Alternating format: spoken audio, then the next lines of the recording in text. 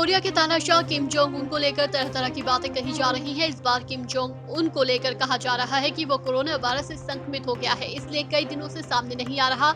ये भी जानकारी मिल रही है कि उसके एक चीनी डॉक्टर के संपर्क में आने की वजह से उसे कोरोना हो गया है। देश में कोरोना महामारी से मौत का आंकड़ा 600 के पार पहुंच गया है। वहीं कुल मरीजों की संख्या 19,000 के करीब है। संक्रमण की आशंका को देखते ही सभी केंद्रीय मंत्रालयों, विभागों और दफ्तरों की कैंटीन को तत्काल बंद कर दिया गया। उधर सबसे ज्यादा प्रभावित मुंबई में 53 पत्रकार कोरोना पॉजिटिव पाए गए हैं। वहीं 3,260 मरीजों को इलाज के बाद अस्पताल से छुट्टी मिल चुकी है।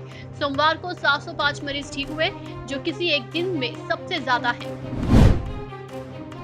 केंद्रीय अल्पसंख्यक मामलों के मंत्री मुख्तार अब्बास नकवी ने कोरोना वायरस संकट के बीच लोगों से रमजान के पवित्र महीने में घर में ही रहकर इबादत करने की अपील की है।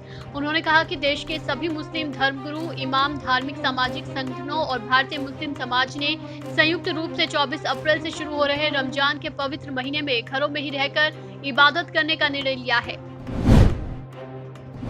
कोरोना संकट के दौरान केंद्र सरकार की तरफ से पश्चिम बंगाल में केंद्रीय टीम को भेजने के लिए जो प्रक्रिया अपनाई गई, उस पर सवाल उठ रहे हैं। इसी मुद्दे को लेकर केंद्र और राज्य सरकार में ट्विटर पर तकरार भी सामने आई। वहीं पश्चिम बंगाल की मुख्यमंत्री ममता बनर्जी ने पीएम नरेंद्र मोदी को चिट्ठी लिखकर ऐतराज भी जताया है।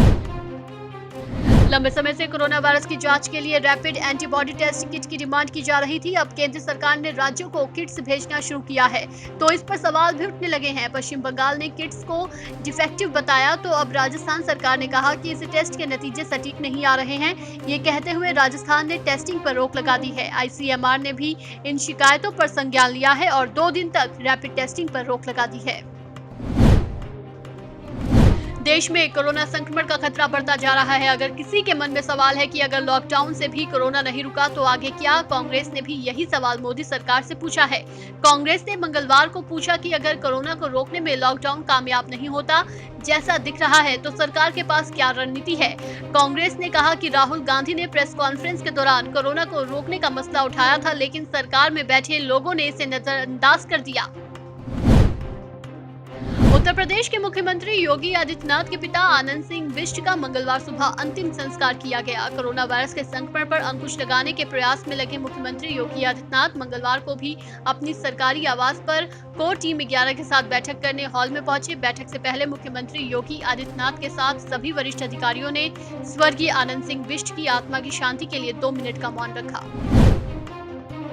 कोरोना संकट से जूझ रहे देश में अपने काम के जरिए इस महामारी को मात देने में लगे सभी सिविल सर्विस के अफसरों को प्रधानमंत्री नरेंद्र मोदी ने मंगलवार को शुभकामनाएं दी।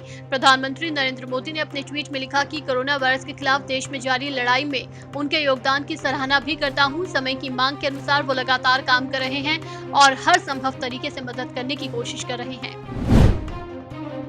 मध्य प्रदेश में सत्ता में वापसी करने के बाद मुख्यमंत्री शिवराज सिंह चौहान ने मंगलवार को अपने मंत्रिमंडल का विस्तार किया। 29 दिनों के बाद हुए कैबिनेट विस्तार में 5 मंत्रियों को शपथ दिलाई गई। शपथ लेने वाले मंत्रियों में बीजेपी के दिग्गज नेता डॉक्टर नरोत्तम मिश्रा, कमल पटेल और मीना सिंह जैसे नाम शामिल हैं। इसके अलावा पूर्व केंद्रीय मंत्री ज्योतिरादित्य सिंधिया के समर्थकों में तुलसीराम सिलावट और गोविंद सिंह राजपूत को भी मंत्री पद की शपथ दिलाई गई। शपथ ग्रहण के दौरान राजभवन में मंत्री समेत कई नेता मास्क पहने हुए भी नजर आए और सोशल डिस्टेंसिंग का पालन भी किया गया।